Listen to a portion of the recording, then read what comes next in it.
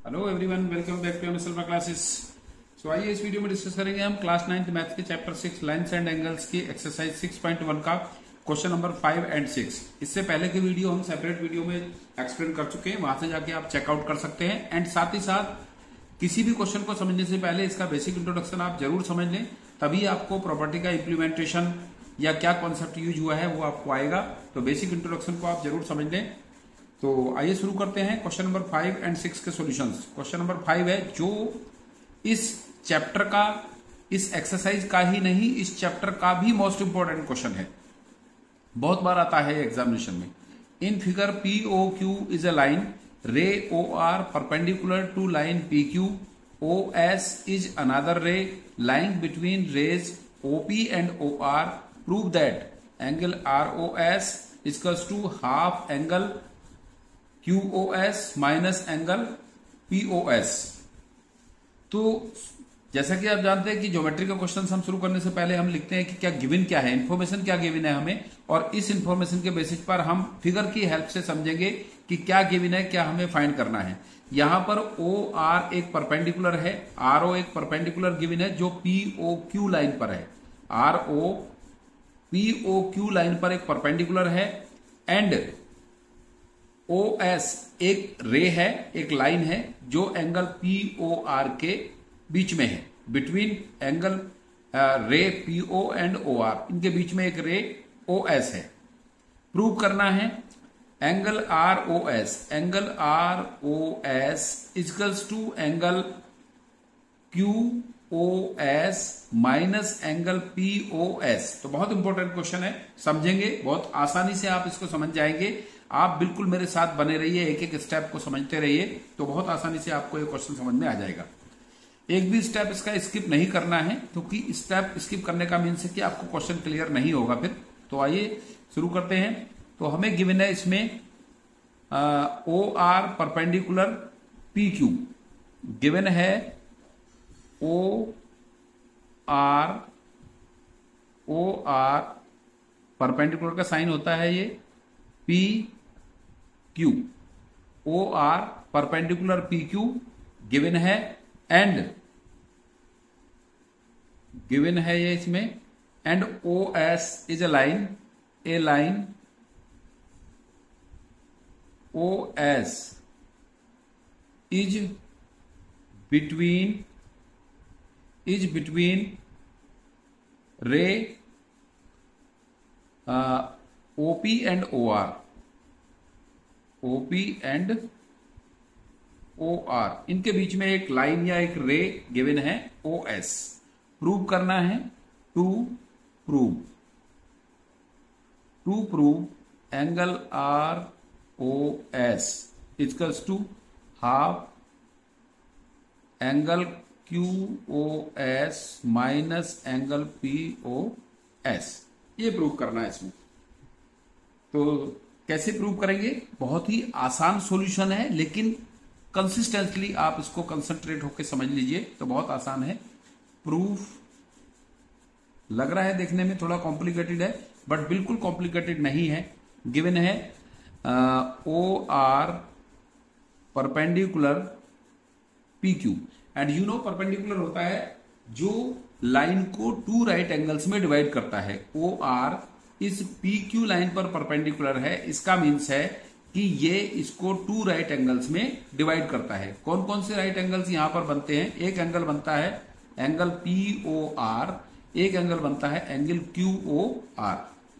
So angle POR equals to angle QOR। दोनों angle equal होंगे। क्यों होंगे इक्वल?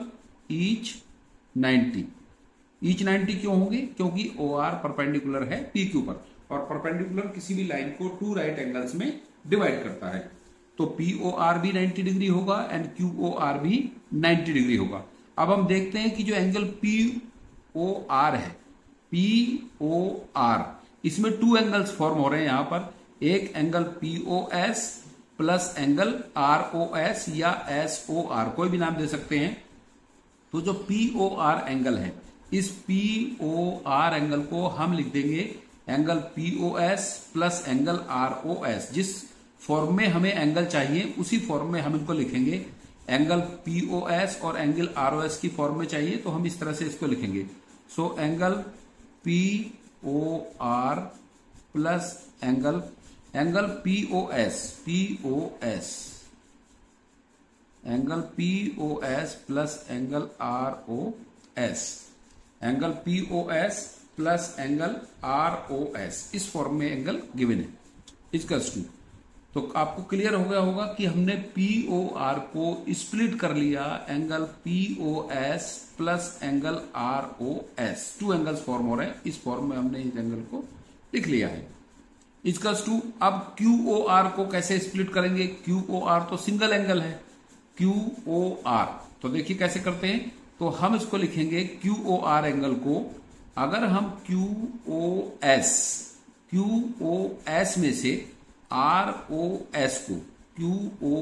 से आरओएस को माइनस करें, क्यूओएस में से आरओएस को माइनस करें तो एंगल क्यूआर बचेगा। तो हम इसको इस तरह से स्प्लिट करके लिख सकते हैं, angle QOS minus angle ROS.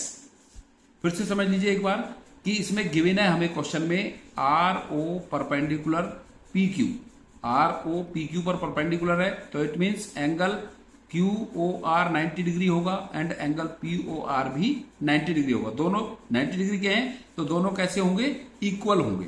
दोनों 90 डिग्री के हैं तो दोनों इक्वल है। तो हम इस तरह से लिखेंगे O R perpendicular P Q, ये गिवन है, POR angle POR is to angle QOR each 90, दोनों ही एंगल 90 डिग्री के। अब हमने एंगल पीओआर को स्प्लिट कर लिया, angle POS plus angle ROS, angle POS plus angle ROS, किसको? पीओआर को। फिर इक्वल है, यहां पर इक्वल लिख दिया हमने। फिर एंगल क्यूओआर को भी हम स्प्लिट करेंगे, कैसे? जबकि क्यूओआर सिंगल एंगल है तो हम क्या करेंगे? क्यूओआर को लिखेंगे QoS minus ROS, QoS minus ROS. तो इस तरह से ये एंगल बन जाएगा क्यूओआर। अब उसको रीअरेंज करते हैं, एंगल आरओएस है इधर, फिर जो एंगल आरओएस इधर है इसको भी इधर ले आएंगे, ये हो जाएगा plus angle ROS.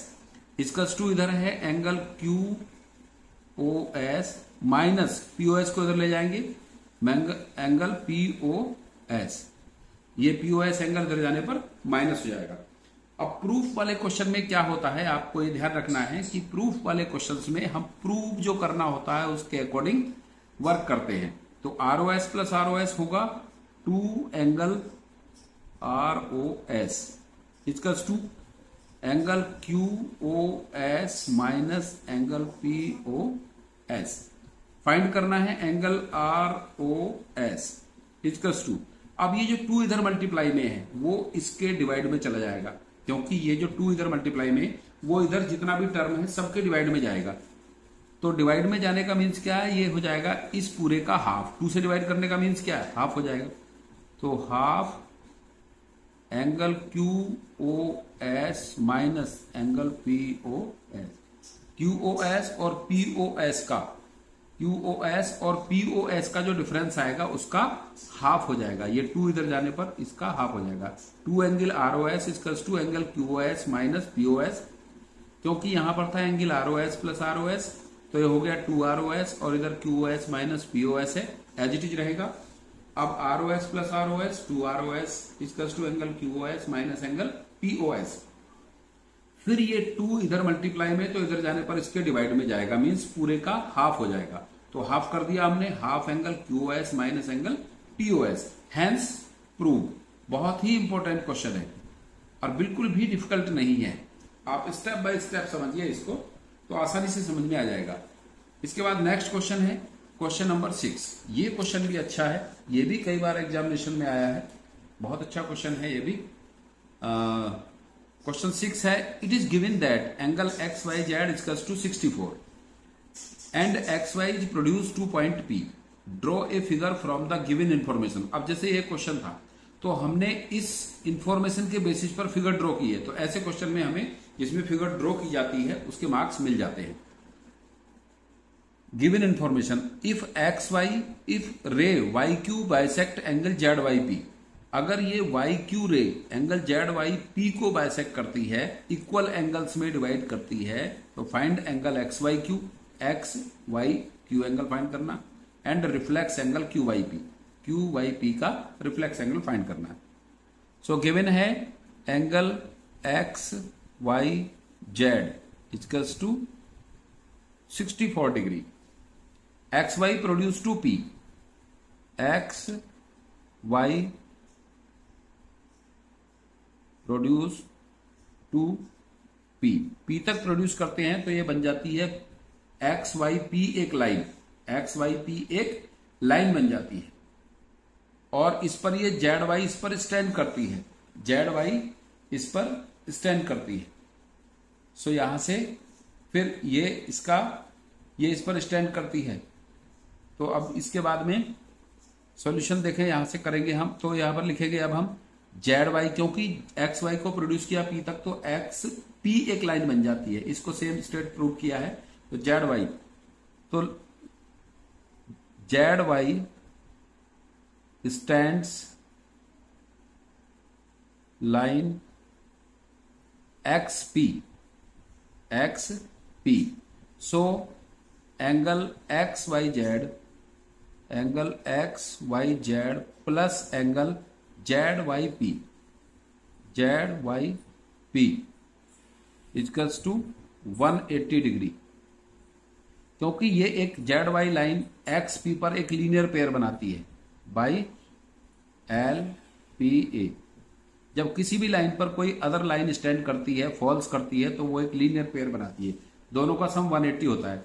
X Y Z given है 64 plus angle Z Y P equals to 180, so angle Z Y P equals to 180 minus 64, और 180 माइनस 64 होता है 116 डिग्री।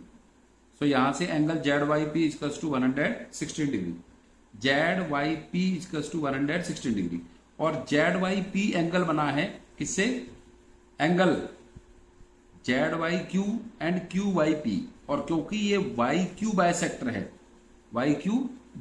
है, so angle Z Y Q plus angle Q Y P equals to 160।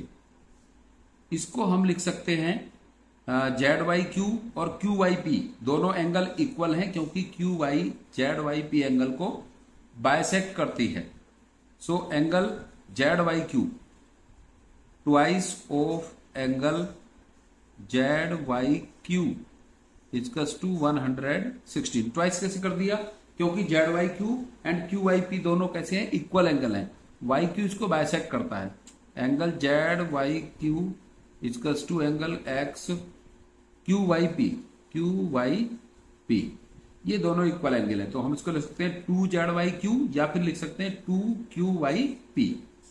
So angle Z Y Q equals to 116 upon 2, और 2 से divide हो गया है 58 time. So Z Y Q, Z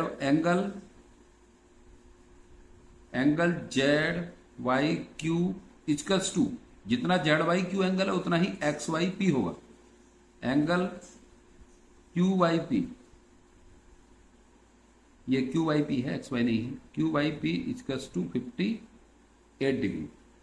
अब हमें फाइंड करना था इसमें angle X Y Q, so angle X Y Q, X Y Q equals to होगा angle X Y Z plus angle Z Y Q, X Y Z plus Z Y Q, angle X Y Q की value होगी angle X Y Z plus angle Z Y Q. X Y Z given है 64 degree, पहले से given है X Y Z 64, और Z Y Q find किया है हमने, angle Z Y Q find किया 58 प्लस 58 इक्वल्स टू 64 एंड 58 122, 4 8 12 1 करी 6 5 11 और 1 12, सो 122 angle X Y Q equals to 122 degree. फिर फाइंड करना है रिफ्लेक्स एंगल, रिफ्लेक्स एंगल, क्योंकि एंगल क्यू वाई पी का रिफ्लेक्स एंगल फाइंड करना है। नाउ